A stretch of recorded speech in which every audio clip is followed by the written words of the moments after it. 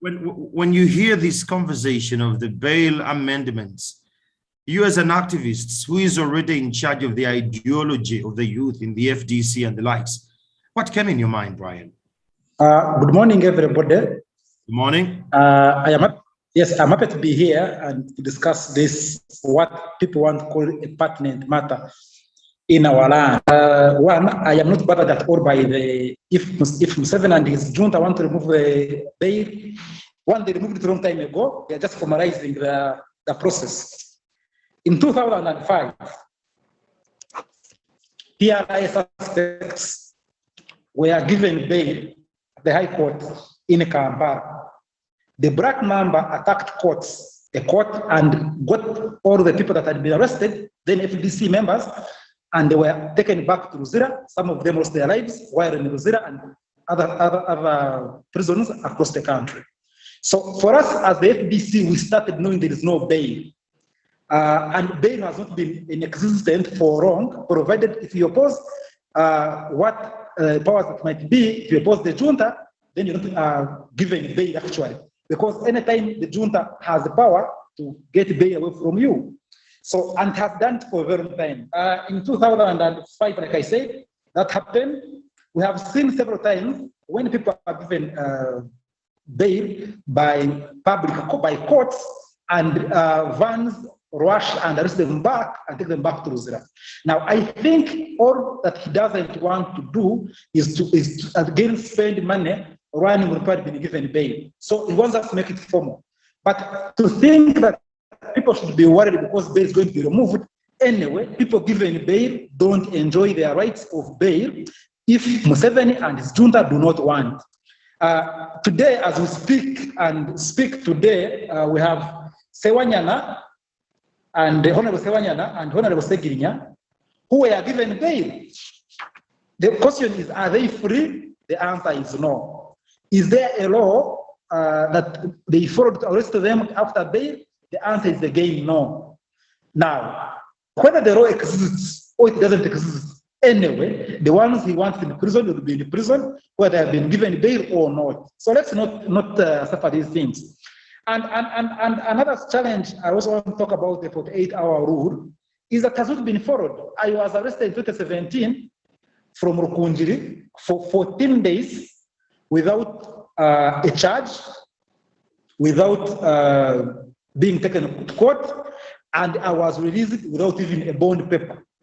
So we live in times where those ones who want to claim that our country is running properly, want to claim they want to discuss and debate a law, whether they are debating. When Museveni proposes something, Parliament is his rubber stamp, it has to pass whatever he has proposed. There is no need even of debating these things. Let them change whatever they want to change. They can even overthrow the constitution, it is okay. But the people of Uganda should be prepared to defend the constitution at all levels whenever they can. Because if they don't change their papers and what they can go and change, they don't change. Brian, yes. The reason we are having this conversation is to find how these amendments are going to affect the youth participation in the political lens. So if you say that it's okay, they could go ahead and change whatever they change, then it changes the direction of this conversation. As a leader, what I ideally, from my school of thought, what I would expect from you is, how do we look at it from the point of, as Ugandans who are going to participate at the different political lens, what is there for us and why should we stand against it? So let's take the conversation away from this has all been done. Let's try to find solutions how we can stop this to happen. Carry on, Brian. Now I want to be clear that also the youth don't participate from one side. They are youth because their participation will be guaranteed. So the youth in Uganda don't belong to one side. They are youth who support the junta and therefore even support this law and support everything happening. That's one side of the youth. Now, there is also youth like me who don't support whatever is happening in the politics of the country, and I'll speak another language. And the language I'm speaking is and to be clear, is that for us who have been suffering because of these laws and whatever is happening, we shall not have any change because the law has happened. Because I'm just telling you that youth have been arrested and not given bail for even more than 6 months. We have youth who are arrested because people who are arrested from Karanga with Bobby Wine and taken to prisons for more than 6 months without bail and taken to court martials because they have been just getting people to court martial so that they don't get bail. Now they want to use what is happening is that Museveni is trying to change every court a military court where they don't give bail. And that's it. Every high court and the courts above are going to be military courts. So us have suffered consequences of going to military court martials, being court martialed when we have never been soldiers. We cannot start saying that anything is going to change. No, court martial is just coming near to our houses. Nothing. And also the politics, whether the politics changes and participation, I wanted to say that we are fighting to participate. As of now, there is no participation. We are simply fighting to get the space to participate. Now, as we fight to broaden the space, the ones who are against broadening the space are making it shrink more now. But of course, that's where we are. And participation in politics, some of us don't participate in politics because we want to be elected, we want to be in office. We participate to change people's lives and change the world and change our country to a better country. Maybe if Uganda was under its leadership, I would be doing my environmental and biodiversity work, and I don't be involved in these discussions of yours. But I'm engaged because our country is bleeding, and that's it. I shouldn't be. Thank you, Brian. Brian, I'll get back to you later. I'll get back to you later. Thank you so much for your submission. We're still having this conversation. Let me talk to Phiona Atuheire. Phiona Arinitwe, the head of UPC Women's League. Phiona, a very good morning. As a woman at the forefront and as an activist, when you had this bill, the proposals, by the way, just so you know that this was leaked by the Daily Monitor, where the DPP wanted to have a lot of more powers and all that. Phiona, what does this mean to you, especially when you come to spaces of youth participating in politics? Phiona? Phiona, are you there? Okay. I guess Phiona is not here. Councillor Eron, I see you're very ready to give us a couple of submissions here. Well, Council, there is one thing that took my attention when you look at all this. Most of us know that the DPP has been, should I say, has been at times used, if I can use that word, to prosecute, or rather to persecute opposition politicians. Since the DPP does not have the security of tenure, there is no reason why the government cannot order or influence those certificates in some cases. Council, when you look at this, aren't we giving the DPP so much power? And if we are going to give him so much power, what lies ahead for the youth in this country? Eron? I think the DPP already has enough power. We don't need to add them power. And true, what they already have has been misused to fight political wars. Because so as you have seen, all private prosecutions that are politically sensitive, that have implications on high profile people, are not only taken over by the DPP using their power under the constitution with the connivance of courts, but the cases are taken over precisely for purposes of killing them through discontinuation. Whether it is the K, whether it is whichever case you see DPP take over that is high profile, if it started as a private prosecution, they will kill it. And this system started with the predecessor of the current DPP, the one in the Supreme Court now, Chibita. So there is no point in adding powers to the DPP, if I may be brief on that point. Youth participating in this council, we are looking to 2026, and not only that, even the years before that. How badly do you think this is going to affect the youth in this country, especially in the civic space and those in politics, if these amendments are taken? Yeah, the most problematic amendment is the one of bail. While I want to agree with the sentiments of Unstoppable, that bail exists to a large extent only in theory. That is true for political activists and politicians, but for the ordinary man, bail has been having life and meaning. Indeed, there are many people who have helped the sexual liberty on account of provisions of bail. Even sometimes politicians. So you should know that the way politics works, it has limits, and one of the limits is the law. The reason they want to remove bail from the Constitution is that even as they abuse those powers, there is something to which a common man, to which a lawyer, to which a political activist can hang on as a legal framework to resist all the speed. There is a reason why Sejeninya was first given bail and then re-arrested. If we did not have bail, the re-arrest wouldn't happen, and that criticism that we are leveling against them would not be anchored on the Constitution or in law, because now we have something to criticize, we have something around which to mobilize, around which to galvanize opposition to these things. So bail is being abused, all power in Uganda is abused, but there are limits which the Constitution helps us to press on such abuse. And it's not just the politicians, but the youth generally who are most prone to the negative consequences of removing bail, because you realize that our politics in Uganda are now youth-driven, partly because of the energy of the youth, but also partly because of the demographics, that they are the vast majority. But also you should understand that this demographic is the one that is unemployed, that is most vulnerable. They can't easily raise bail fees. They are the ones that can hardly afford lawyers. So they are the ones who will suffer most from this amendment, whether we are talking about ordinary youth vending chapati clothes for or even youth in political parties like Brian and his ilk. They will be the most vulnerable. So yes, his sentiments are right, because for practical purposes and intents, the politicians have not been seeing it. And of course, FDC, which has been in the trenches for a while and lost people, some of whom we really know. But that doesn't mean that the bail was having completely no purpose.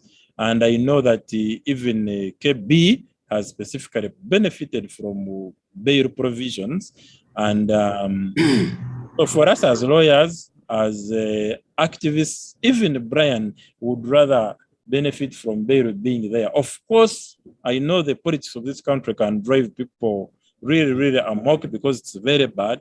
And I know that from a radical point of view, Brian might be thinking that if they remove bail, even now I will leave my law firm and join him on the street.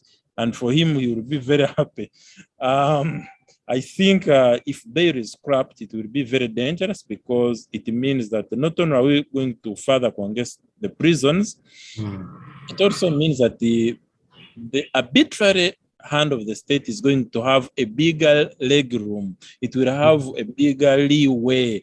And some arguments we are raising will not be relevant because their actions will be theoretically steeped in law. They might not be legitimate, but the law will be, and moreover, the constitutional law.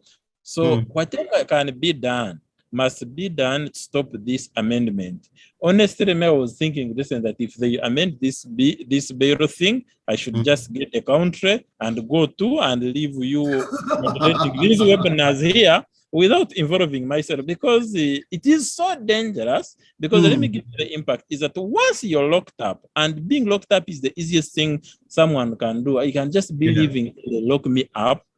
By the time you come out, if they fabricate a capital offense against you, Uganda system, the way it works, it is 5 years on average for you to be proved, to be acquitted.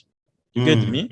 Okay, let's even give it a year or 6 months. So most of us on this webinar, with a few exceptions, if they incarcerate you for 2 months, unless you have some contacts providing for your family. I know a client whose wife has abandoned him because he was arrested in this kind of stupidity, taken to military court, and he can't easily get bail, and the wife is nowhere. The children have gone to the parents. It will distort families. this amendment, it will rob people of income. Most youth eat from hand to mouth.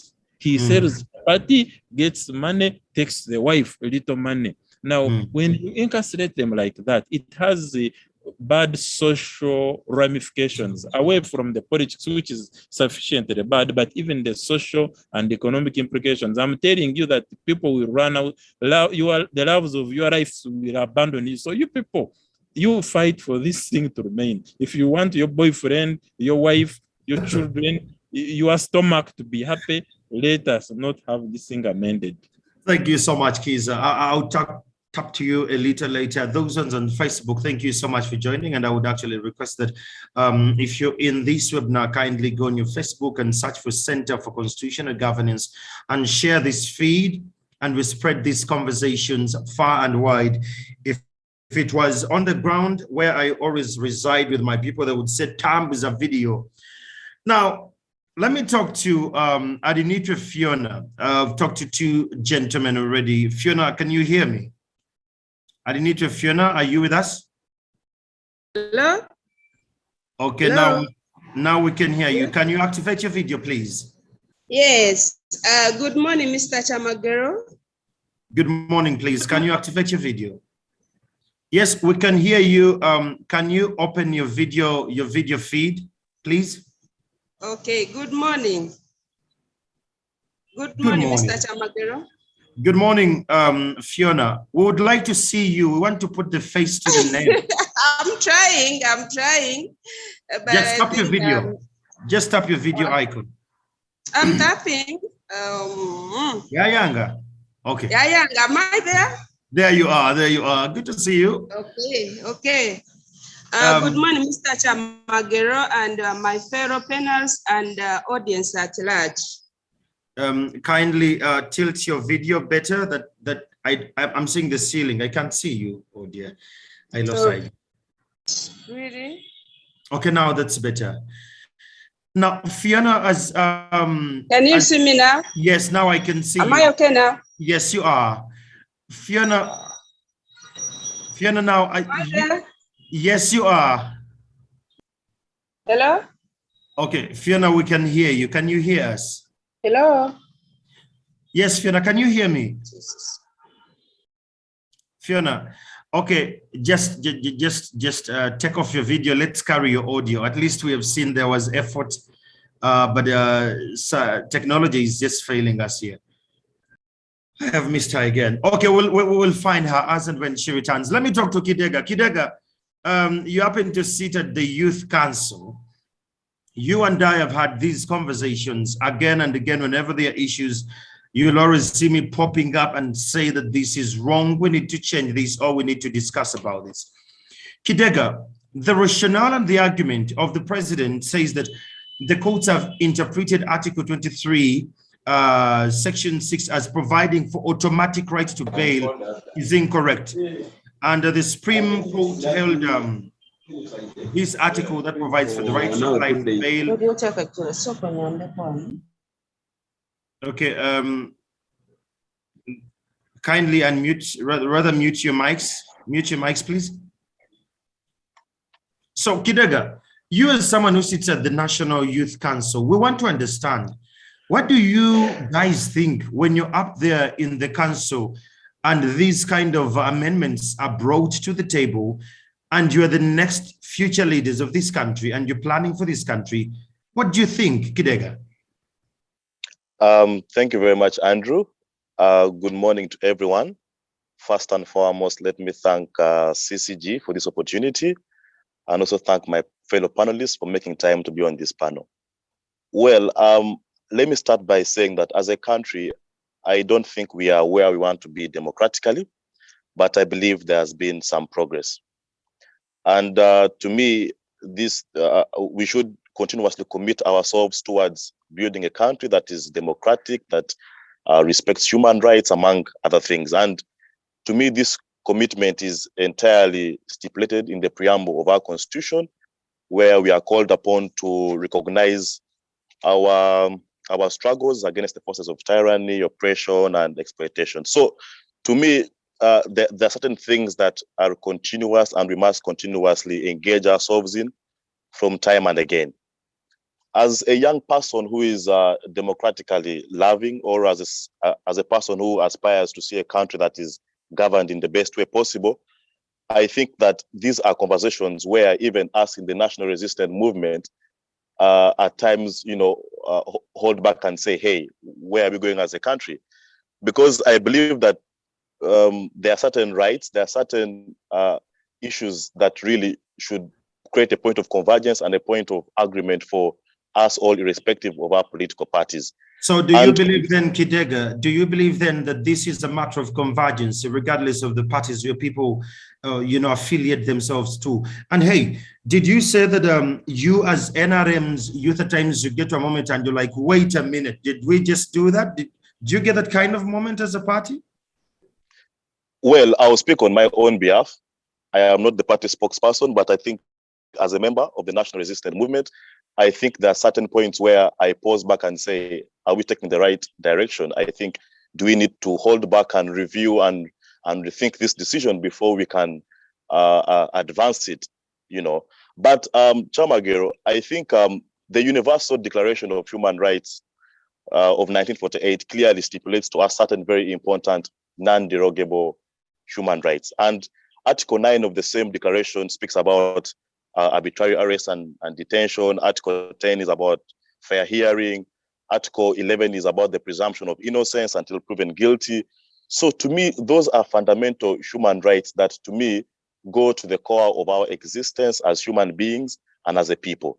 So I cannot speak with profound confidence that I am in support of what the executive or the president is trying to advance, that for capital offenses, you can be denied bail. To me, that is, in its sense, usurping the human rights of people, which I believe those are non-derogable. But also, to me, I think that there is the doctrine of separation of powers. There is the executive, there's the judiciary. To me, what the president should have focused on is maybe saying that the judiciary is inefficient in maybe processing these capital offense cases, and therefore they are not performing to his wishes. Okay, and there is where we maybe could have the discussion around strengthening the judiciary. Do we lack judges, or are they insufficient? Are they few? Are they being outnumbered? Are they being overworked? Now, those are the conversations that I expect maybe the executive to be fronting. But the aspect of total removing of bail and infringing on such non-derogable rights, to me, I think it's not where I would love to see this country go, or where I would love to see the path that we should be taking. I don't think it's where we want to go as a country. Okay, thank you so much, Kidega. I'll tap a little bit later to you. Let me talk to Immaculate. A very good morning, Immaculate, and I'm so grateful to have you this early morning. And thanks for the time you have taken off as a leader to be a part of this conversation. Immaculate is the LC5 Woman Councillor for Nakawa Division. Now, Immaculate, given that the locality where you come from as a Ugandan, it's a hot spot. Nakawa Division is a very hot spot. When you look at all this, what does it mean to you as a woman in politics and you're youthful, the change or the amendments in the Bail Act of this country? Good morning, Andrew. Good morning, comrades that are part of this conversation. Well, I happen to be the former youth councillor Nakawa Division. So I know the context of why it is really bad. I feel so bad that this reform is actually being proposed, because it is a trap. It is a future trap. That is one thing that actually people are not saying. How is it a trap? When you look at the whole thing, we talked about the youth being the biggest number of people now, the population that is actually participating in politics currently. So we are looking at the opposition side that in the future, that may get trapped with politicized criminal prosecutions. Things like, if you want to stand in a certain position, there is the Electoral Commission has a law that says you must have not been in prison for a period of time, like 6 months. So imagine you're a young person that is very energetic and you feel you want to take up the political space. And the government gets to find out that you're really interested and there is a politicized criminal persecution against you and you cannot come out and actually stand. We had this in the National Unity platform. We had one of our members called Katongole. Katongole was very interested in standing as an LC5, but he was arrested and it bypassed him. He was not nominated and he was never voted. You get it? And he's a young man that had dreams. And then we also have even on the side of the NRM, right now they may defend the whole bill, but at the end of it, it may come around them. And this is something that they don't think it can actually trap them as the ruling party too. And then we were also looking at the human rights violation. Yes, as a country, Uganda, we signed the Human Rights Act and then we consented and we are very happy to be part of it. But here we are trying to violate this right that a person is actually has a right to that temporary freedom that they can get. Because there is a saying that says that you're only proven guilty, but not until you're proven guilty, you're still a suspect. So I'm looking at the human rights. We may lose that. And yet we say we're a human rights country, you get it? So basically it's all in the saying, but in the action, it may be so wrong. Then the justice, where is the justice? People need justice at the end of the day. If you are denied justice, then you're not living in a free world, in a democratic world. We all deserve that little justice.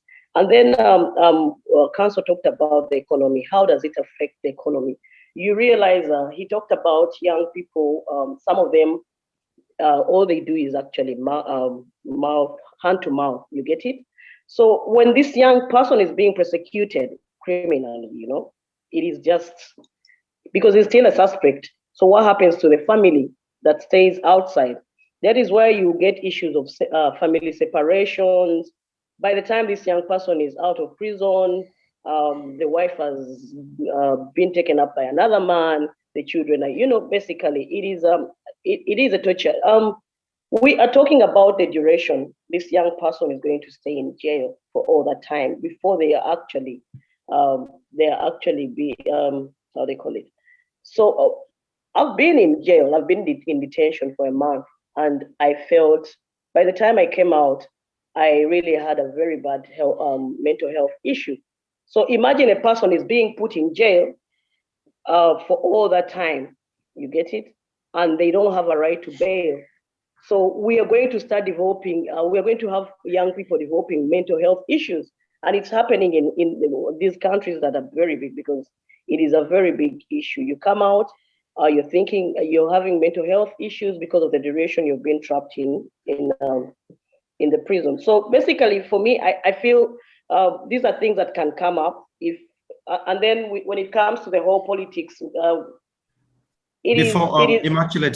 Immaculate, before you proceed, all this makes a lot of sense, and I'm very grateful on how you're actually, submitting. But have you realized that the youth of this country are very silent about it? Have they understood the context of the repercussions of these amendments if they come through? Are the political parties, is the civic space doing enough to remind the citizens of this particular conversation? Are we doing enough as a country to inform and create awareness to the youth bloc to understand what's ahead? Yeah, during my time when I was still a youth councillor, we used to get a lot of you guys coming and, giving us the mentorship and so on and so forth. But when the government stopped some of the CSOs from actually taking part and giving out this civic education, we are failing to get that connection. And then also because most of the political parties are new, like my political party, and we are still young, you get it? So this is something we really needed. So most of us come into leadership without the mentorship, without knowing these nitty-gritties that actually can, there is still a lot to be done. But still, if you see it, we need to first fight for the CSOs to be let out, to be free, because these are the people that used to help us with the mentorship and get to know this. So if me, a fellow leader, I don't know what is happening and I'm not mentored into that, how about the people that I'm actually leading? You get it? So they really don't know about it, honestly speaking, really. That said, what should we do? Much as they don't know, and the civic space has been in one way or the other ganged up by the government, reasons best known to them. What is the way forward? As leaders on these platforms, we ought to find solutions on how best we're engaging the youth bloc to understand the magnitude of these amendments and how they're going to affect them. Kidega submitted earlier on and said that this is a unifying factor, whether you're NRM, NUP, UPC, CP, whatever. So what solutions do you have ahead? Basically, it comes back to activism.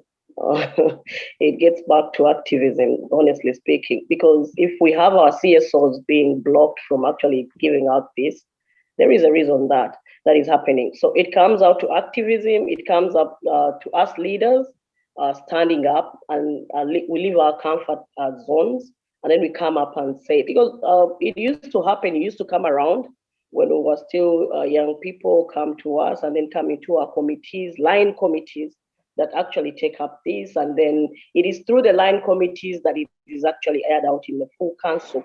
I don't know if you can still do that, because you used to take up that space and help through the line committees. But honestly speaking, I feel we are seated and it's like we are just waiting. Well, thank you so much, Immaculate. I'm going to talk to you later. Thank you so much. Please hang in there, don't leave us. And those who are live on Facebook, I can see your feedback, even in the gallery here. A couple of messages are coming through. The conversation is very, very sensitive. Phiona, if I can have you back again. Are you back with us, Phiona? Phiona Arinitwe, are you back? Oh, I can't see Phiona. I think she left. Brian, when we come back here to you as FDC, and given that you're in the ideology, I love to talk to people who are much in charge of the ideology, because then we have intellectual conversations that are shaping the narrative of our country. Brian, all this that has been said, you've heard what council said, that it has economic ramifications, it has social breakdowns, and again, when it comes to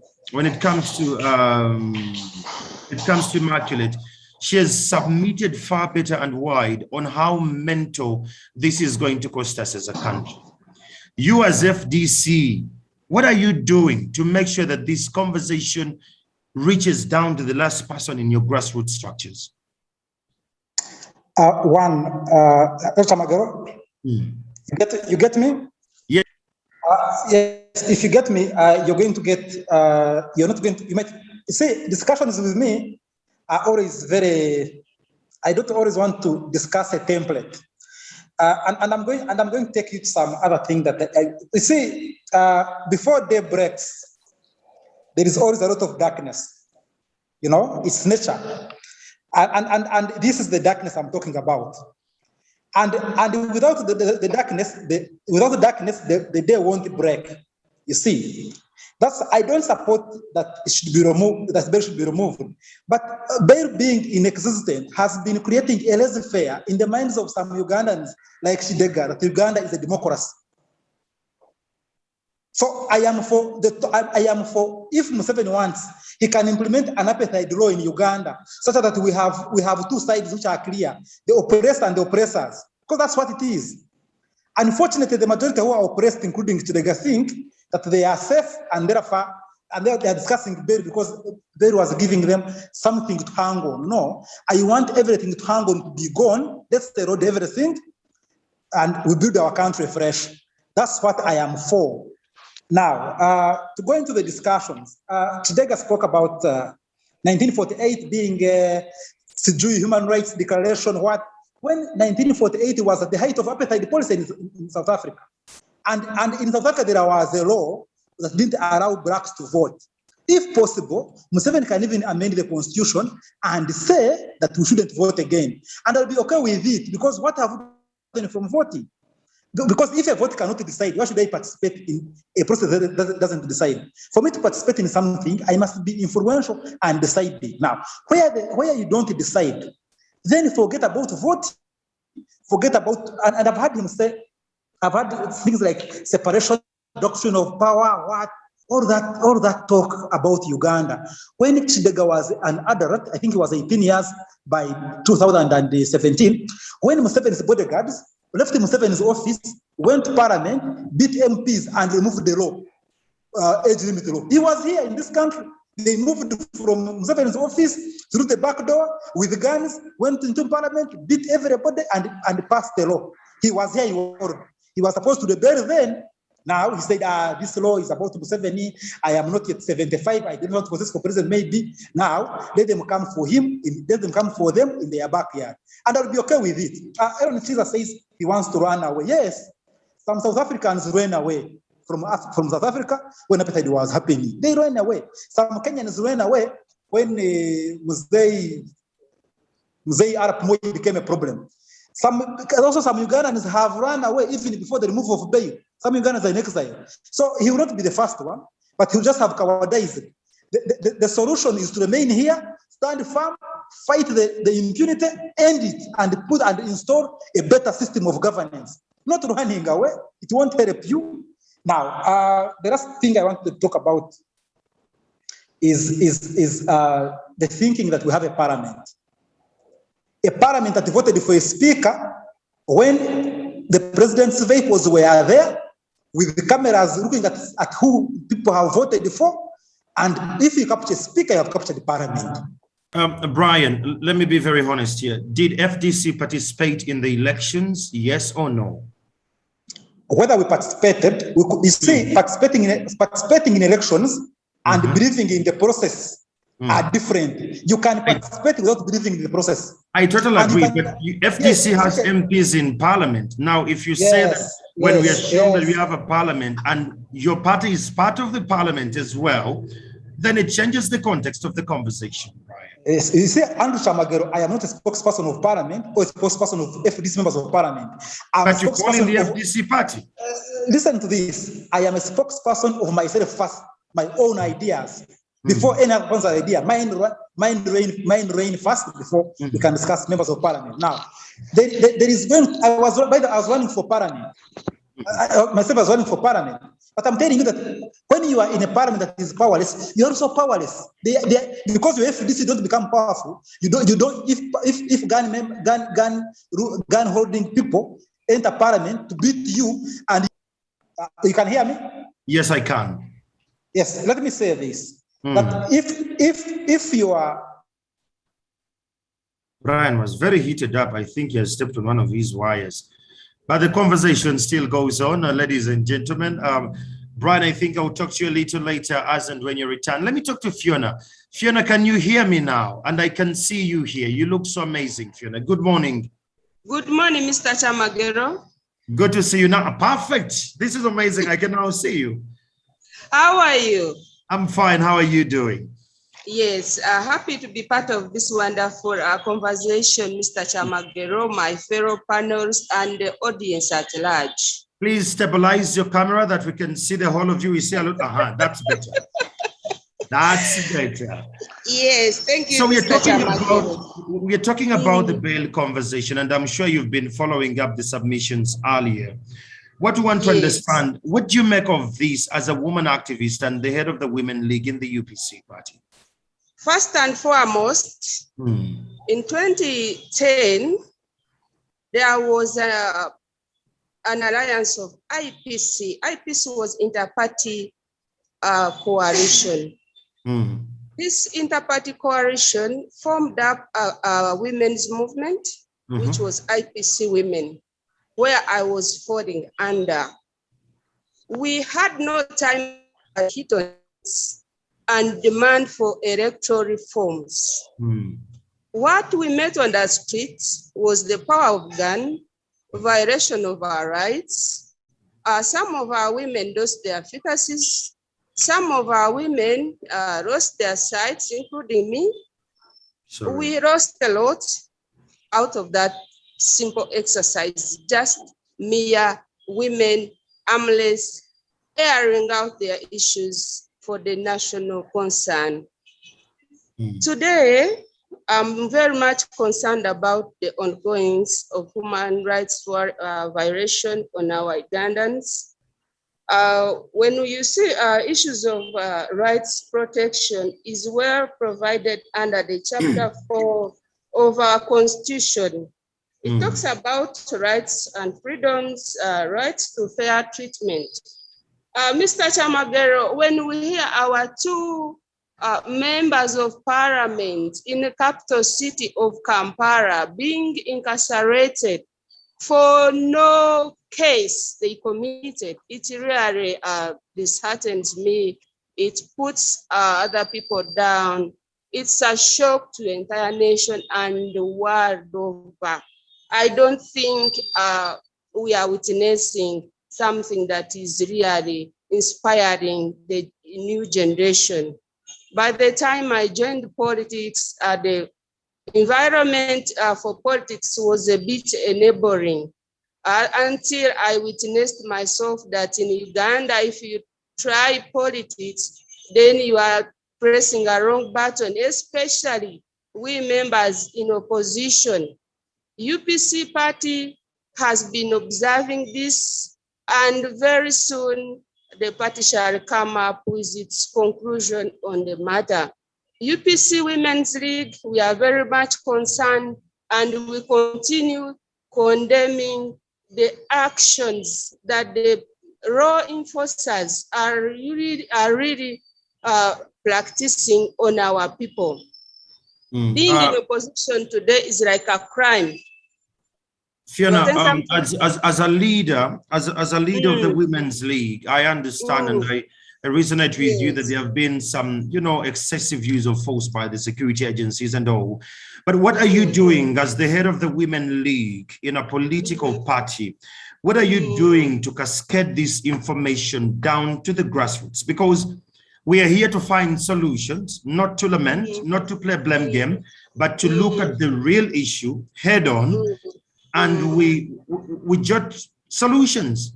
So what are you doing as the head of the Women League to take this conversation to the women? And what are they saying when you talk to them? What are they saying? As the head of the Women's League, UPC alone, we cannot do much. We have to cooperate. I can't see you. I only see the building. Kindly, okay. I need to see your face again. Oh, there you are. We're having a challenge with the internet at the different political parties. First was FDC and now UPC. We need a strong fiber in this country when it gets to internet, but the conversation is still going. Those online, Godfrey to Musime, thank you so much for being a part of this conversation. Mobilu, Frank, Lawrence, good morning. Mugadu, Charles, a very good morning. Kidega. As I wait for Phiona to get back, let's have a conversation. Kidega here. Before Comrade Brian went off, he didn't have kind words for you. He believes that people like you come from the school of thought that all is well and all we should do is join hands and sing Kumbaya. And he believes that this is one of those moments where you have to be awakened, that it's not all well. Can you respond to that? Of course, Andrew, thank you very much for the opportunity. I think Brian is one of those comrades who come to a panel, and because there is someone from the NRM, they come with a fixed mindset that I must bastardize whatever he says. I must be guns blazing against them. And to me, that is a very wrong mentality, because if you had my opening statements, I was actually very deliberate on saying that we are not where we want to be as a country in terms of democracy, in terms of respect for human rights, and in terms of so many principles of good governance and principles of democracy. I said those. So meaning I considered partially that we still have so much work to do as a country in terms of strengthening our democracy, among other core values that are enshrined in the aspirations of our people. But just to respond to him, I think it is very, very dangerous for a young person of our generation to believe in the beliefs that Brian is actually believing in, because well, I know whereas he could have lost hope in maybe the judicial system and maybe in the courts of law or even in parliament, I think it is our responsibility not to entirely give up on these very pertinent institutions, but rather make our contribution towards building these institutions. You see, Kyamagero, there is something called a state. And a state, according to a writer called Kenneth Waltz, is a political entity that has basically two characteristics. It has a territory, and there must be sovereignty. But also a state has a responsibility to its citizens. When people elect a government, for example, in Uganda, the people elected the NRM government. They empower the party or this group of people with the tools of state. So, but the state has responsibilities to its citizens, one of which is to protect lives and property. And to me, that is where the issue of the capital offenses come in. Because I think the president is advancing an argument and is saying that there are certain offenses that really we should not have soft words and kind words for. Offenses like murder, offenses like maybe rape. Kyamagero, today, I don't think you would love it to hear that Kidega murdered your brother and Kidega is walking out freely after 24 hours. Whereas, yes, Kidega hasn't been proven guilty. I think that what the president is trying to say is that can we have much more maybe strict constraints towards some of these capital offenses? And I am not saying that we have to remove bail. No. My argument is that can we strengthen the judicial systems in that if Kidega is being accused of murder, can this court system be efficient enough to process this particular case of this accusation so that by the time the court arrives at a decision, I have not taken too much time in incarceration if I'm innocent, but also I am not walking around, and if I am a seasoned murderer, I'm actually causing or implicating more murders in the society. So I think to me it's about finding a neutral ground. We cannot have a situation where we have removed bail from our constitution, because, like I said, those are non-derogable rights. There is the presumption of innocence, that must be upheld at all levels. But also, I think the courts need to perform their duties and responsibilities in a much more efficient way so that those who are innocent don't spend too much time in incarceration or in remand, but also those who are guilty do not benefit from this whole permissive, maybe presumption of bail that gives you the liberty to go outside there and perpetrate more murders and more capital offenses. So to me, it's about finding the neutral ground, in between there. Okay, yeah. Thank you, Kidega. Just hang in there. Kiiza Eron, Council, talking back to you as someone who is in the legal practice and you've gone to school and you've studied this, Kiiza. What Kidega is saying is finding a neutral ground where we can, have those who have capital offenses incarcerated on those grounds, and then we who are looking at it from the other angle are equally covered. Kiiza, do you have trust in the justice or the judiciary system of this country? And if you don't, where are the loops and how do we fix them? First of all, let me just make some corrections. Can you activate your video again, please? Oh, okay. Perfect. I would like to comment on the suggestion that the courts are really completely in charge of delays in trial processes. That's not necessarily true, because if the executive fails to appoint enough judges, if the executive fails to appoint enough judges in number and enough competent judges in terms of integrity and in terms of ensuring that the process is transparent, and it ends up with some lazy judges, just a few of them, then it has to take the blame.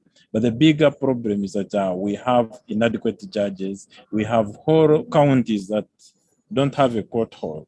I mean, while we have an MP in every constituency, we don't have even a magistrate in every constituency. Not even a magistrate who is not educated, like grade 2. Those are not lawyers. Even those ones, we don't have them. That goes for a prosecutor. We don't have, there are districts where you can't even get a law firm.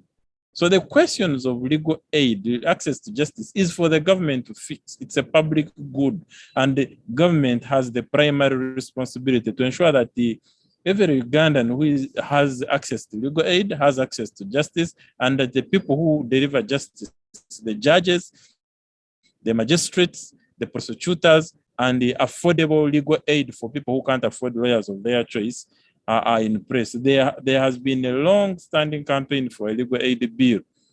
It's not yet, it's nowhere. So for me, even physical access to justice in Uganda is a pipe dream.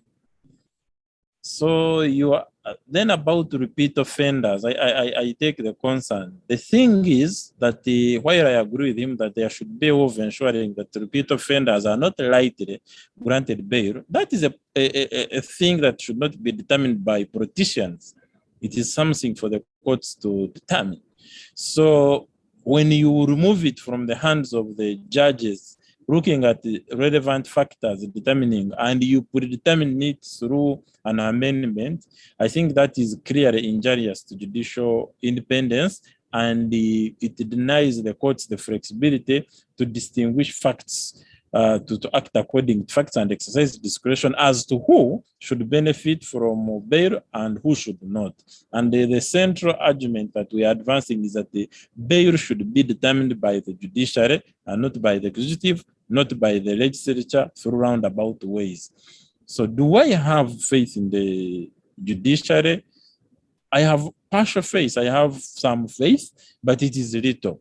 And it's because the judiciary has over a span of like the last 20 years, if not the entire NRM government regime, being progressively undermined with appointment of cadre judges, and a few of them and refusing to, few of them refusing to appoint enough. So if I see that the system is set up for failure, the way the system is set up, first of all, a few judges, poorly facilitated the judicial institutions, the JEROS, you get suspects to courts whereby you have not equipped the investigative arm of police. Police should be well trained, well equipped, so that they investigate, they have but you are creating a situation whereby suspects are tortured and then brought to courts. You expect those ones to give stand trial? The answer is no. Those ones should be in hospitals.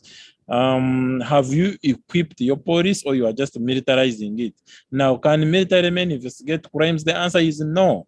So if your police is going to be headed by military men and you expect it's going to do probing and interrogation, forget it. They will just slap these people and tell them sign documents which cannot stand the test of judicial scrutiny. So the way the whole judiciary is set up in terms of numbers, in terms of quality, in terms of recruitment, in terms of feeder institutions like police, it is set up to fail, and it is my duty not to have faith in such a system. Right there, I just want to read this. After the securing of bail money for two people here in context for the conversation to reach further, we have Sewanyana and Honorable Muhammad Segirinya. After they had secured money for bail and all that, with all the bail talk and proposals, how will this affect the participation of the youth in politics at the end of the day? Because the people they were trusting, the ones they voted into offices, like Sewanyan and Segirinya, are being incarcerated with or without bail. Everything is being done, but nothing seems to be working. The context is very important. Initially, they got bail through the judiciary. The executive issued a statement led by the chief executive himself. He literally, if the judges were near, he would have slapped them. And then these guys were rearrested, of course, once bail was granted, and they applied for bail and they couldn't get it because no one wants to be in the wrong books of the president, not least the judges. Why? Because he is the difference between whether they will be promoted or not. So the president has to be very careful with his words. He has a duty to promote rule of law. He has a duty to promote democracy. And he has a duty to strengthen the judiciary rather than undermining it. And his speeches have been a clear affront to the judicial independence and have demoralized and weakened and intimidated the judiciary. Now, once the judiciary is intimidated and you use it as an instrument for containing what I think are political foes or fighting some people, and they can't do anything about it, then what do you expect from youth in Kawempe? Certainly the youth in Kawempe, either you'll have them completely intimidated, or you will have them into unstoppized. I mean, they will be like Brian, waiting, that like they will be radical, if I may use that word. So they will not see the whole system. They will think that the judiciary is a farce. They will think that the lawyers, the judges, they are all colluding in an elite syndicate to have them deprived of their rights. So for us, this scares us when we see these kinds of things, because they render us irrelevant. If you see some of us urging passionately for rule of law, honestly, we love Uganda, but also it is from a selfish point of view, because there is no legal practice in Somalia, there is very little in Eastern Congo, and soon there will be none in Ethiopia. And with the legal practice, it's also the same for other service jobs. You're a banker, you're a consultant. These things stop once rule of law stops. And what happens? You have this kind of militarism everywhere. Yes, it's people holding guns, pointing at you, and the solution is every problem you're throwing the military at it. It's wrong. COVID comes and you stop medical school, you close medical schools and open the military. You splash it on the streets. Some like that kind of mentality just cannot develop Uganda. Either we stop it, or we expect that what we are seeing in the neighborhood that is chaotic will be a natural consequence. Well, thank you so much, Councillor. We're coming back to you. Thank you for your submission. Those sending in your feedback here, I really love it so much. Tricia Gloria says, where does the bail money go? Councillor, before you go, let's talk about this. The bail money, where does it go when someone on trial is acquitted? Many never get the bail money back. This is a process. There are people I know who have tried to get back the bail money, and they're tossed back and forth, back and forth. When we talk about the bail money, Council, given that you're in the practice, where does this money go, and how does one access or retrieve that money? So bail money goes to government. It is paid to government accounts, and once you're acquitted, you get it back. Even once you're convicted, you're also supposed to get it back, because ordinary conviction and sentencing commit you to a custodial sentence, not a fine. If it's a fine, then you can transfer it to paying a fine. So once the trial ends, you are supposed to get back your money. To ease your getting the money, keep the receipts of your bail, because you're going to ask for bail money. If you don't have the receipt, then you're going to give people who want to misuse your money excuses. So keep your receipts. Once you are acquitted, to get the discharge order. Don't go home celebrating, but make sure you have a document that shows that I was acquitted. Because what the media, what me and everyone else knows about you is that you were a suspect. And unless you show us that document, we will not get that order. If it is a conviction, still get the order, because it clarifies your position, and normally it will not include the fine unless a fine was part of your sentence, and so on and so forth. Then you go to accounts. If there is a problem with the cashier delaying your things, then you can go to the chief magistrate, to the magistrate's court, to the registrar, if it's a high court. You complain through, there is an inspector of courts. That's misconduct if you can't get bail and you feel you're being tossed. But put your things in writing, let them be received, so that be formal in your demand, so that you have a trail. But the bail money goes to government confers, government uses it until you are entitled to get it back. And you will not get it. Thank you, Councillor. Gloria, I think you have been answered. Immaculate, when I come back to you, there is something that Kiiza has talked about here. He says that the issue of legal aid in some districts, there is no any law firm. You could go, between me and you could go in the whole of Abima and you go around and there is no lawyer. And these are spaces where the youth bloc are very active. And we have seen them very active and passionate about the politics of this country. As a country, how do we bridge that? Because government has a mandate to offer legal aid. In the instance where the bail amendments have started to come through in the picture, should we trust the process later? Well, thank you, Andrew. Well, it again comes back to budget constraints, because if we are having issues of not having legal representative in different areas, it goes back to budgeting, because what happens is usually, even in these other countries that we're in, you realize that when it comes, I used to ask myself why asylum processes take long to, but then I realized it also comes back to budgeting, the amount of money that is allocated to the judicial department. So I think the government invests a lot, puts a lot of money onto the defense side, and it gives a blind ear onto these other departments like the judicial system. So Council talked of very great information. I didn't know that. I was very surprised, by the way, that actually there's some districts that don't even have a court, a grade 1 magistrate. It is very absurd, because that means if you're in that country, in that side of that part, and you're arrested and you don't give in bail, then it can take you years in the coffers of prison, and some people can actually rot in prisons.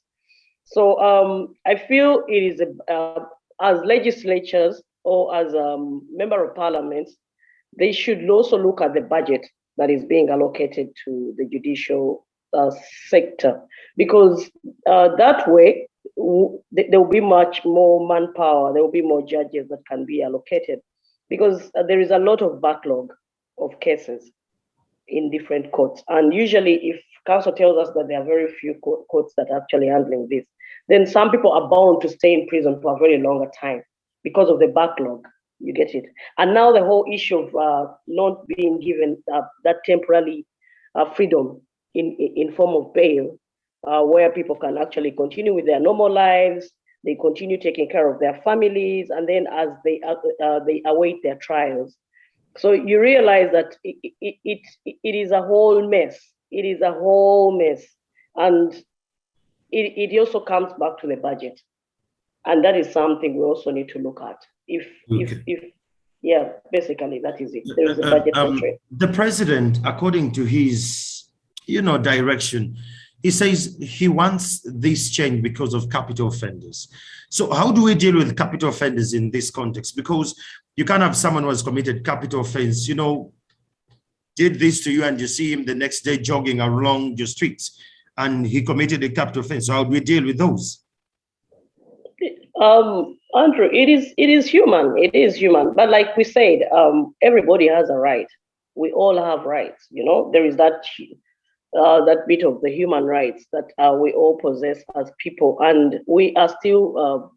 Everybody is being taken as a suspect, not until they are proven guilty. You get it? So even when the president talked about it, even the timing lacked it, because it came in at a time when we have our 2 members of parliament that have been arrested, and then that is when he hit it. You get it? So even the timing was a little bit wrong. It actually brought in a lot of tantrums, developed a lot of issues, and everybody was like, why is it happening at this time? And what is the motive? What is the future perspective? Basically, it is the timing was also quite wrong. So I know it hurts. For example, my mother was poisoned, and then people were telling me that is the person that did that. So you as a person, you feel it, but there is this whole thing of that person has a right until when they're proven guilty. So me, I feel I talked about the backlog. There's a lot of backlog cases within the judicial system, and then I also talked about the budget constraints. If they can put some more money into the judicial system, then they'll create more judges to actually expedite some of these cases, and we'll see innocent people acquitted or come out of prison a little earlier. Yeah, basically. Okay. Thank you so much. Atuheire Brian, if you can hear me now and your network is stable, Eron will miss you when you're still submitting. Brian, can you hear me? Yes, I can hear you. Loud and clear. Now, I'm very clear. Immaculate is alluding to something called budget. In my context of my understanding, she says, if we have enough budget to have enough judges, maybe these changes to the capital offenders, maybe it would make sense here. What's your take on that, Brian? You see, Kyamagero believes, and other panelists, I think, that we have a budget to talk about. Uganda's budget is used as Museveni's pocket change, and I want to tell you why. And if he was interested in putting judges in place, they would be in place. But he's not interested, and there are no systems to put them in place because one man decides for our country. When we had COVID-19, you saw the health budget, the health supplementary budget was lower than that of the military.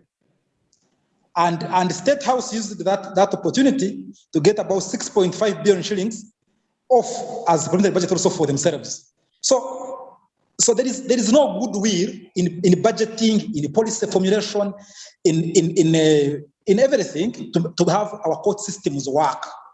All we are doing as a country is to make sure that we have regime survival, that the regime survives this day, the next day. So and courts don't cause, and courts, unless they are abused, they cannot facilitate the survival of the regime. So for the regime to survive, they have to abuse the courts. So I do not know why people remain thinking that Museveni and his junta must put in place a court system that works. I don't know why you think like that. The approximation is survival, and you cannot survive when court systems, when electoral commission, when finance, when ministries and departments are working properly. They have to be sabotaged and be brought in, including parliament, in one man's arm, and then the junta can thrive on. I don't know why you think that we must have a budget that's going to work and work for Kyamagero to be given bail, to get access to justice. No, your budget, sir, and the panelists and the listeners, is to make sure that the regime survives. The regime does not survive if things work properly. So they have to be faulty. But aside that, to tell Kidega one thing, Kidega thinks I have given up. No, I have not given up, Mr. Kidega. I am only saying that where we have reached as a country, under the NRM government, which you support, that we have not denied, we cannot recover.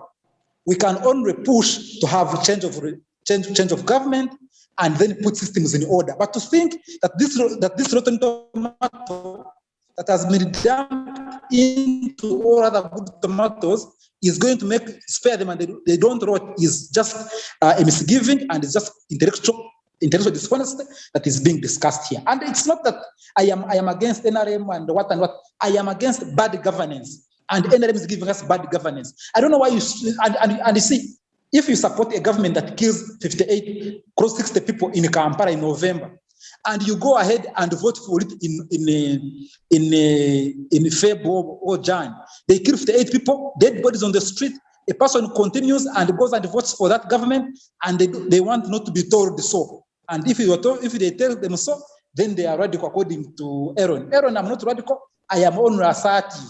Unless you're saying being assertive is radicalness. And you see, assertion is a very, very good thing. And it's what makes us survive. Brian, just to intervene, it's okay to be radical, because at some point, Nelson Mandela, Malcolm X, even Martin Luther King, I don't say it in a bad way. I just show that you are basically ahead of the curve relative, maybe some of us, and certain relatives on the other side. So I am okay with your radicalness.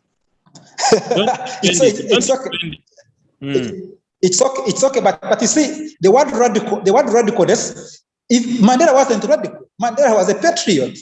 So but the one who calls him a radical, the one who is abusing him calls him a radical. That's why I'm against it.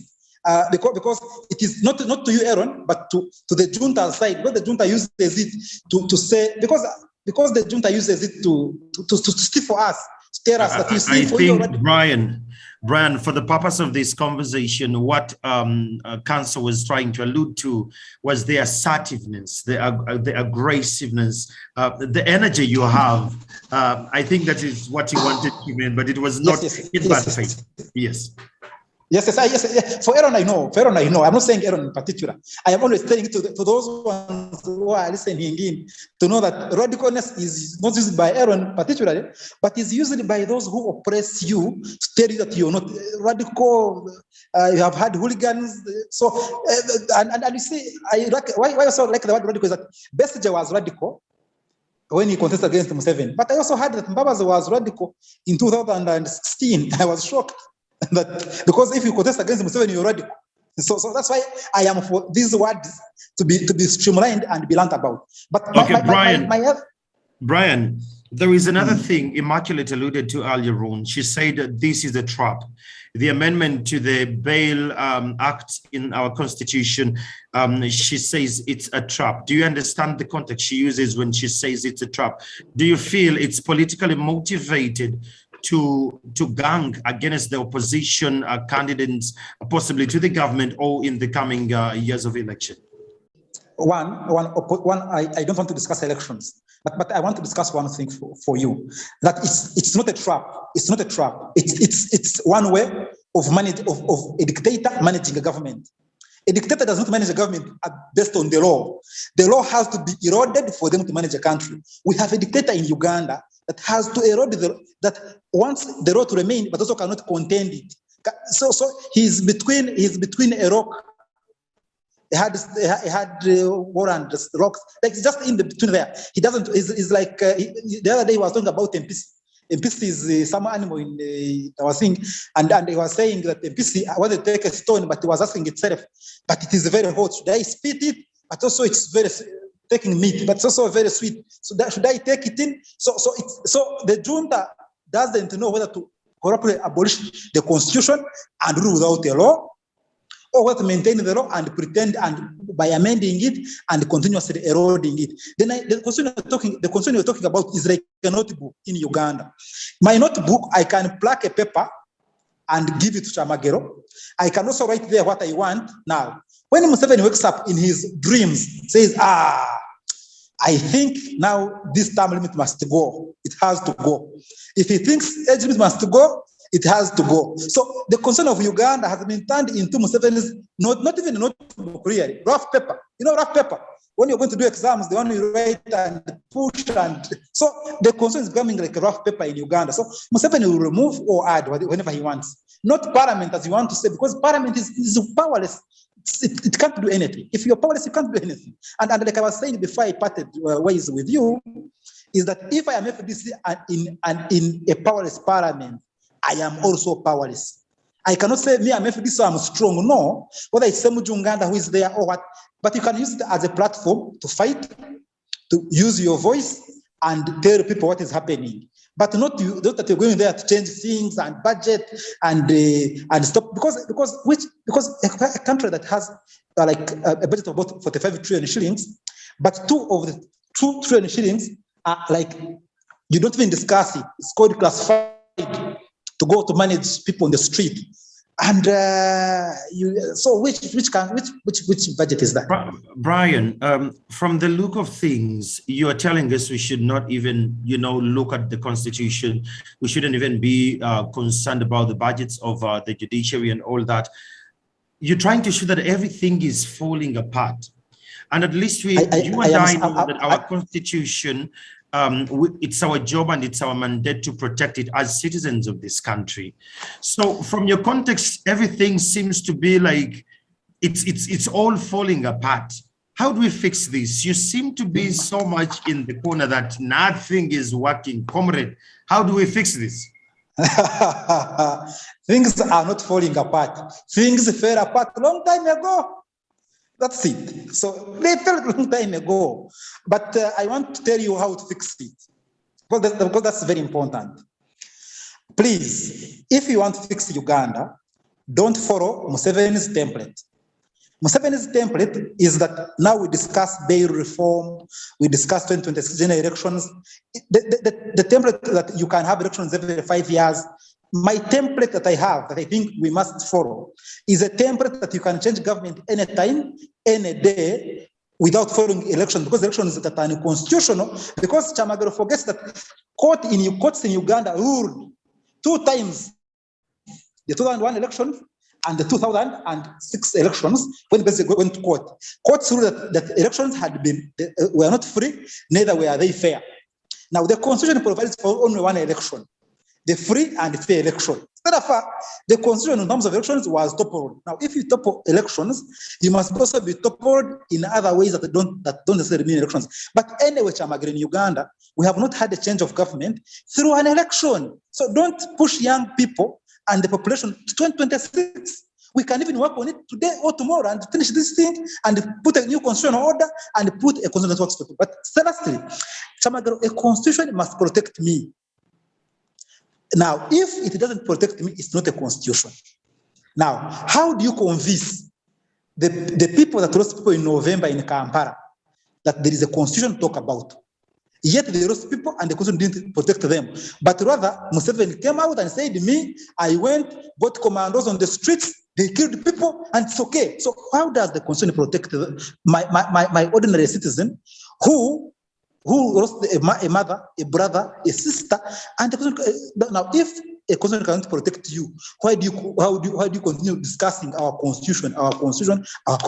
You don't have a constitution. It's Museveni's rough paper. Let him use it as he wants. As we fight to liberate this country, to put a new constitutional order. That's what I'm for. Okay, thank you so much, Brian. Hang in there, we're still going to talk. Kidega, I really want to talk to you. I want you to clarify a couple things here. Brian has put it forward that the NRM government thrives on disorganized community. The more disorganized and the more chaotic we are as a country, the NRM thrives on quote. That is Brian Arinitwe's words. And another person on Twitter said that the bail amendment, it's a diversion.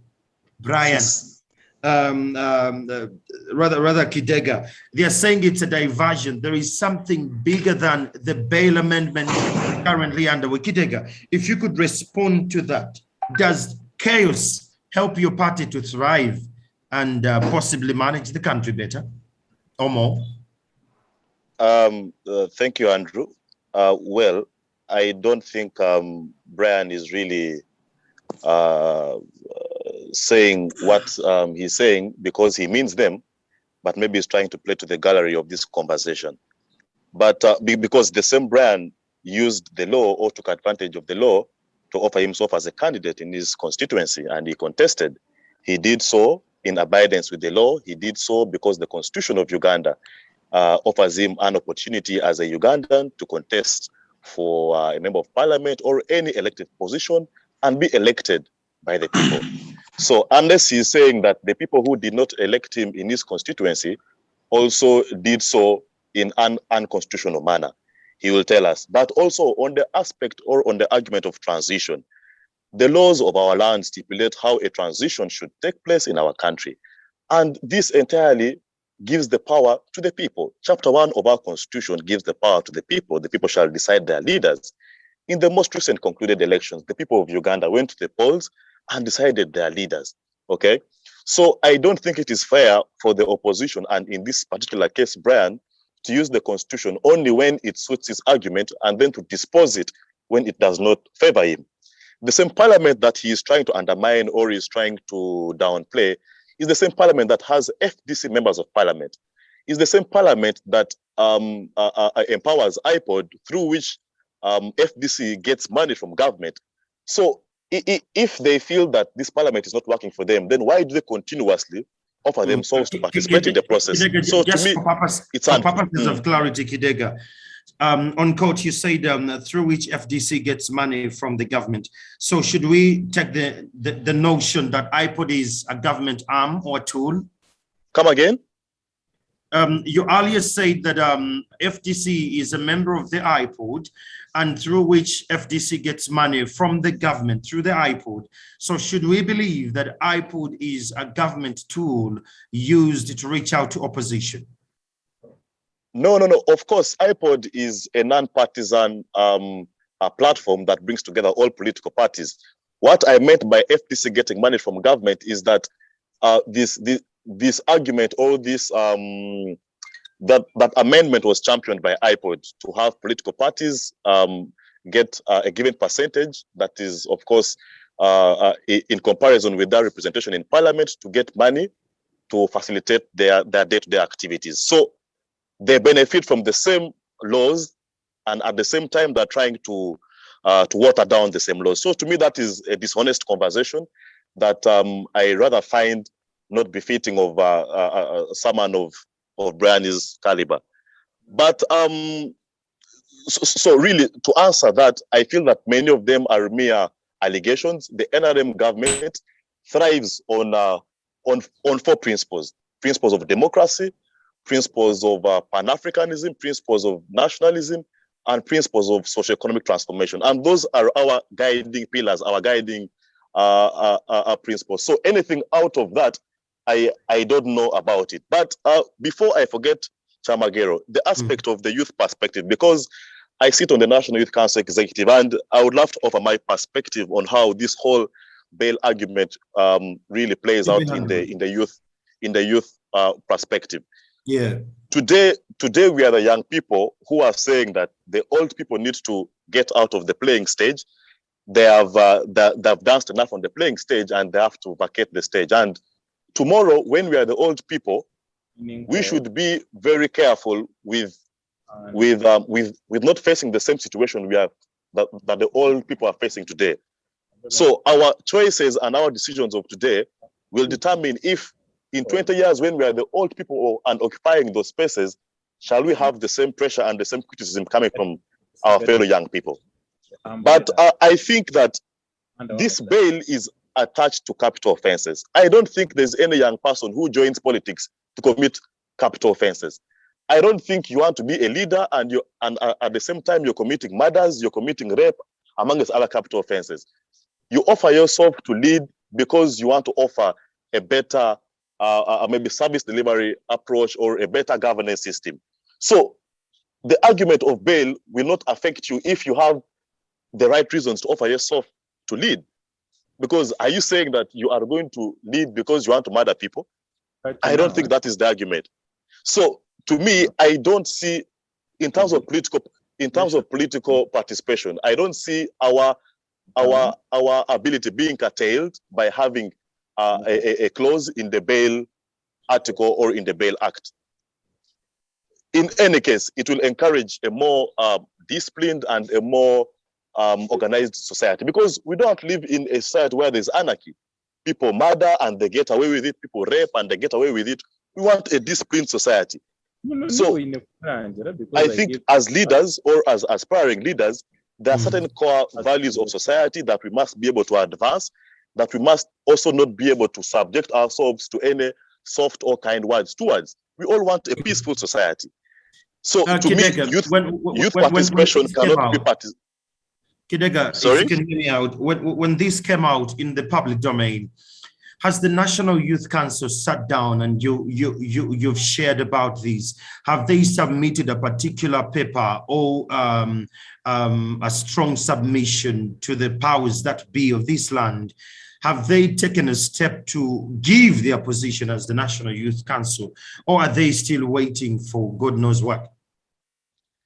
Yes, of course, we did sit down and discuss this matter, and this was followed up by a meeting with the Speaker of Parliament. And in this particular meeting, we presented, among other issues, the aspect and our position on this bail matter. And yes, the Speaker did hear us out, but then we all know that our laws are made by Parliament. Our laws are not made by the National Youth Council. There is a stipulated system through which our laws are made. So we can only offer our counsel and advice, and maybe, of course, advocacy in terms of safeguarding certain fundamental human rights. But eventually, the powers to make and amend and remake laws lie in Parliament. So yes, we have done our part as the National Youth Council, and we continue to do our part in terms of advocating for the aspirations of the young people of this country, because in any case, that is why we were elected. So it is not true that we have folded our arms. We are right at the forefront of this conversation.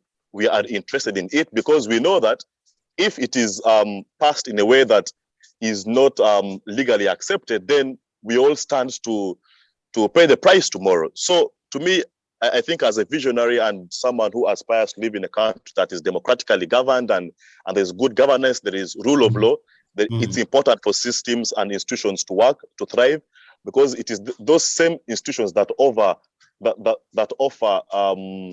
a safe landing and a safe landing for the ordinary Ugandan who has not powers, maybe like most of us here. Kidega, when you say that the systems are working, the judiciary here is at the flashpoint where the judges, the judicial judges, won't have power anymore to, to operate the way they should operate. Just on quote, earlier on, Councillor Eron said that it is not the legislature to give bail; it should stay within the judiciary. So if you're saying that the systems are working, yes, you want that to happen, but the dynamics at play are different. What you intend to see vis-a-vis the realities are different. So how do we fix that, Kidega? Yeah, I want to agree with you that our systems are not perfect. Even in the most recently concluded USA elections, USA that is seen by the world as maybe a beacon of democracy, we had a candidate saying that my votes were rigged. So I don't think that there is a perfect situation. There is a perfect democracy. Yeah. Our institutions have their challenges. I agree with that. But it is our responsibility to have the hope and belief that through our contribution, we can strengthen and rebuild and have institutions that work for each and every Ugandan. So it's about discussing what needs to be done. How can we strengthen the judiciary? How can we make the parliament more effective? How can we make it pass laws that work for even the ordinary Ugandan? That should be the conversation that we should rally our minds on how do we strengthen these institutions. Yes, I agree, they have loopholes here and there, but it is our responsibility to rebuild and tighten the loose ends. Okay, thank you, Kidega. Hang in there. Kiiza, Councillor here. Someone earlier on said that this is a trap, and that was Immaculate, the former LC5 councillor of Nakawa division. She said, this is a trap. And another person on Twitter said, this is a diversion. There is a bigger conversation we're not paying attention to. Councillor, what's your take on this? Kindly repeat for me the question.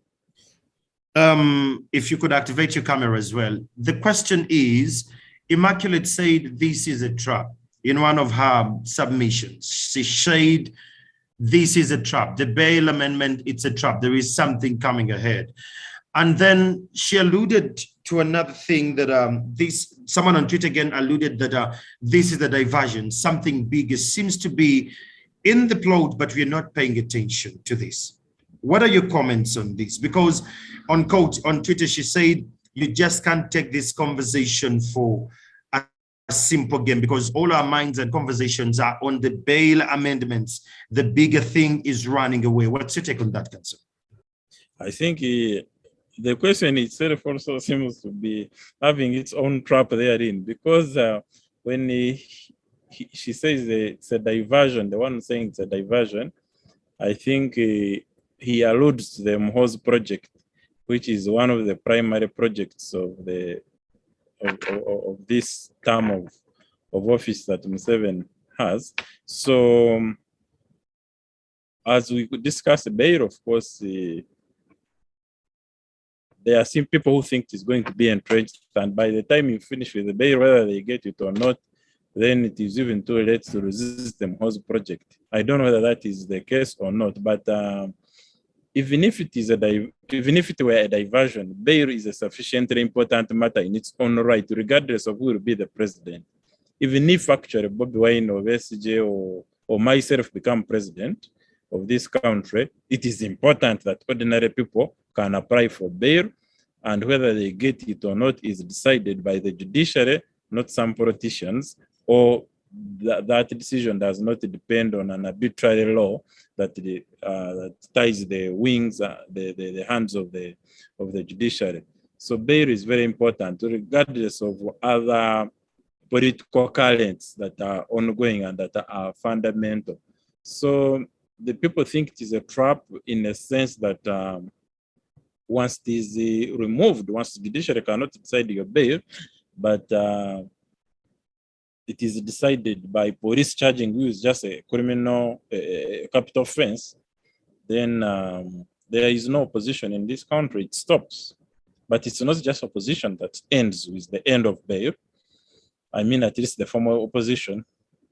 But these kinds of discussions you're having here will be increasingly difficult. Because if police doesn't like them, or someone in the State House, or someone in the Parliament, wherever they are, they'll just round us up or get this recording and say that you were prisoners. Do you know how many years it will take us to prove that we were not prisoners? Only God knows, maybe 10, maybe 5. You remember the story of the elephant which asked an antelope, but you're an antelope, they are roasting goats, you're not running. And it said, no, by the time it will be 20 years. It will take me 20 years to prove that I'm actually not a goat. And the elephant started running. Now, for us as Uganda, this is the time to run away from any further amendment of the Constitution, especially one that relates to bail, because what you're signing away is liberty, what you're signing away is judicial independence, what you're signing away is the ability to express yourself freely, to associate, to assemble. It's not just a theoretical elitist court appearance between a lawyer, prosecution, and so on speaking English. No. This is a very fundamental matter of personal liberty, of access to justice, and of whether you will be at home or in Ruzira. Thank you very much. Eron, before you still go, what does this mean to the civic space? Maybe others were looking at it from the context of, oh, I'm a youthful and I'm going to join the elections, or the political lane and all that. But what does it mean to the civic spaces we are having as a country? Now we are...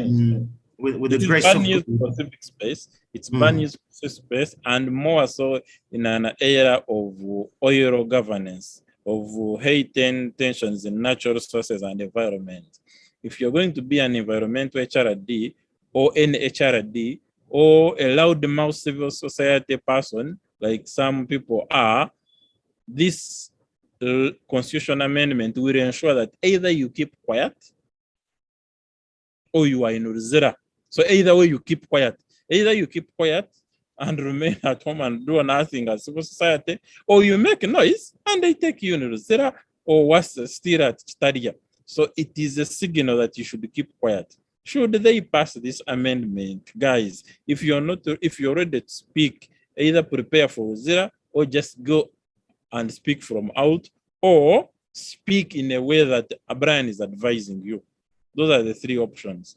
Thank you so much. Kidega, what are your parting shots as we're finalizing this conversation? Brian, Kidega, what are your parting shots? What is our call to actions as citizens? Thank you, Andrew. I had a question for Comrade Kiiza. I wanted to understand maybe more about capital offenses, because at least he speaks from a point of authority, being a lawyer and all. Because if we are saying that that this law will only affect capital offenses, which is murder, rape, and other, among others, these to me are not day-to-day offenses that maybe civil society commits on a daily basis. I have not seen any civil society organization being taken to court for having maybe committed murder or having raped a girl. So I don't know, maybe we have taken this discussion out of context, because to me, I don't see how the elitists, the political players, actually, this can't be seen as a trap to them, because unless you're saying that we have politicians who have been murdering others or who have been raping people, but anyway, that aside. I think I get your question, and yes, we have politicians who have been murdering people, and one of them is President Museveni. And the record is very clear, and he didn't just murder people up to the end of 1986. If you know your history well, you know that he has been doing it during his Franasa days. I mean, the history is very clear, but it is not that I really want to concentrate on. So what are capital offenses? Well, capital offenses ordinarily include those that will make you liable to either death or life imprisonment. And in addition to what you have said, they also include robbery, they also include attempted murder, but even more interestingly for civil society, they include terrorism and treason. And I can assure you that any speech including what we are having here. If a policeman wishes, they will just charge you with terrorism, rather with treason and other offenses. Robbery, that is something that Persians have been charged with, however bogus. You get me? So someone can just put on you terrorism, and then you're finished. Your career as a civil society person, you're finished, or as the youth representative. Yes, so it is not to suggest that maybe civil society are people into murdering or politicians, although yes, I have named the politician who built a career out of murdering people, including capturing power and so on and so forth. That's not the line I'm taking. I'm just saying that the offenses in the law will be misused, misapplied, and it has been saying, if you're in Uganda, you know that people are framed. If you're in Uganda, you know that people can be politically persecuted rather than prosecuted. And that is what will happen with the amendment of the Constitution. And unfortunately, you and me are candidates for that kind of misuse of power. And so it is in that perspective that we must discuss this. Thank you very much. Thank you so much. Kidega, carry on. Thank you very much. My parting shots is first of all to thank CCG and thank everyone who has taken time to join us in this conversation. To me, this is what eventually will shape the future of this country, having these honest conversations, irrespective of our colors, irrespective of where we come from, our political parties. That is all mere shade. What is most important is that we are all Ugandans, and we all aspire to live in a country that is governed in a proper manner. We all aspire to live in a country that has respect for human rights. And I believe we are here because we are trying to forge a way forward to ensure that even when 10, 20 years from now, we shall be proud of the contribution we made towards building a country that our grandchildren will then be living in. So to me, it's a big thanks to everyone for joining us today. And I look forward to more of such conversations. Thank you. Thank you so much, Kidega. Brian Atuheire, what are your parting shots, comrade? I would want to the talk that I used the Constitution to run in an election. Maybe I was running like Museveni was running in 1980 when he was telling people that if they rig it, he's going to the bush. And he was also in the Constitution. So it didn't exist because he knew it would be rigged anyway. But that doesn't stop us from participating in some of these mikor of theirs, some of their parties. We can also pass by and eat a feature and cocoa and go forward. The other thing is about transition. He says the Constitution of Kidega says the Constitution of Uganda determines how the transition happens. Yes. But you see, Kidega as president, who is Museveni, that determined how transition happens in 1980, but he saw that transition was not going to happen and used his own methods to have transition. And he's not the first one, neither will he be the last one. He used other means to have change. And to be on record also, I had Eron say that people are going to be arrested, charged of what. I am ready. Why I'm not scared is that I am not scared of any charge against me. I'm not scared of going to Luzira because anyway, I've been there several times. So I am not scared of their legal flimsy things. Mandela spent 27 years, he died a good man. I think it's okay. They can do whatever they want to do and curtail us and arrest us, but we are ready. My parting shot is that Ugandans, wherever they are, they should forget about a good government out of this military junta occupying Kampala, the Kampala regime. They should just prepare and work together, coalesce and work together to end the suffering they have suffered for long, to end this education appetite, to end this political appetite that has been developed our country for the last 37 years. So it's your duty, and do not speak about things like the Constitution that is not your Constitution, a budget that doesn't work for you. Budgets, constitution, policies, frameworks that don't work for you are actually nothing to you. Don't be preoccupied with them. Be preoccupied with your future and the future of your country for the good, for God and my country. Thank you so much, Brian. It was very good to have you here today. Immaculate, as you're finalizing this conversation, I really want to thank you for your calm submissions, and you know, you're laid back there, but you're like, this is a good conversation. What could be your parting shots, Immaculate? Yeah, well, thank you for the opportunity you've given me to share some of my views. What I would say is this is more like a rule-making proposal. I believe as citizens, we also have an input we can put in. We can't just let the fight, we can't just fight and let the fight bypass us.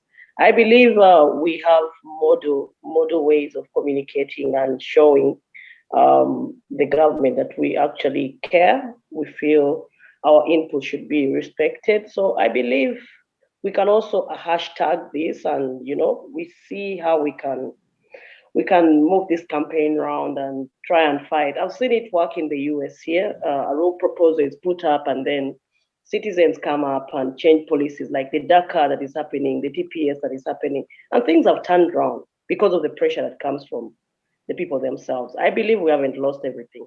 Yeah. Thank you so much, Immaculate. I really want to thank all of you. I tried as much as I could to get Fiona, but I think she already left us. To everyone who has been a part of this conversation, I really want to thank you. There is one, Tricia Gloria said, Kidega speaks for the entity he represents, unfortunately not for the liking of the majority, but has been wired to say what he says. The other person, Patricia Nakora, says, Kidega speaks like he's not in the country. I think people hear someone says Kidega again. Okay, comrades, I really want to thank you as we're finalizing this conversation today. Thank you for those who have been online on Twitter, on Facebook.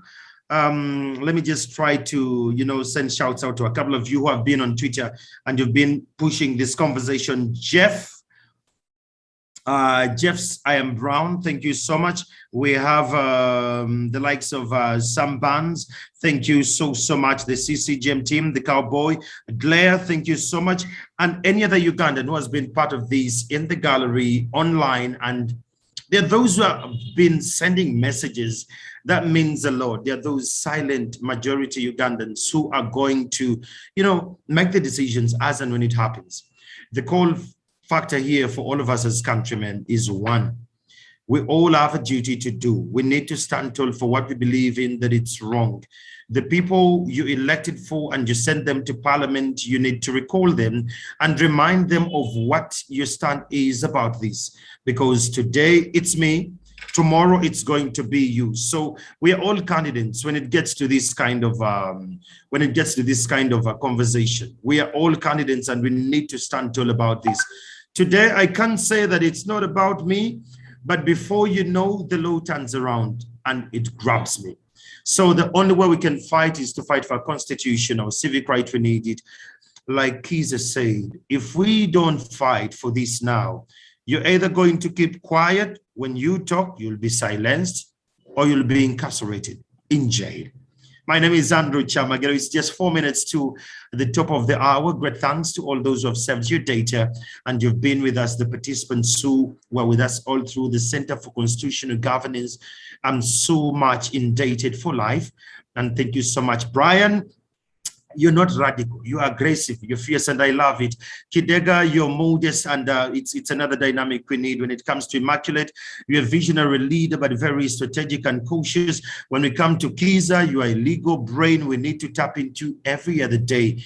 As a countryman, I want to urge you, friends, comrades, let's play our part. Let's stand tall for what we know that it's going to affect us, because if it doesn't catch up with you, it will catch up with your children. Good afternoon.